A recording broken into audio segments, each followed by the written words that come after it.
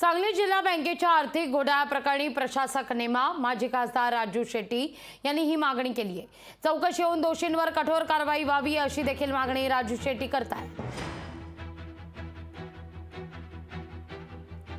शेतकऱ्यांचे दुष्काळाचे भरपाईचे आलेले पैसे, अतिवृष्टीचे पैसे, ठेवीवरचे व्याज आणि डिव्हिडंड या सगळ्या पैशाचे बोगस खाती काढून बोगस एंट्र्या करून या कर्मचाऱ्यांनी हे पैसे हडप केले। अर्थात त्याला पाठबळ असणारच, राजकीय पाठबळ असणार।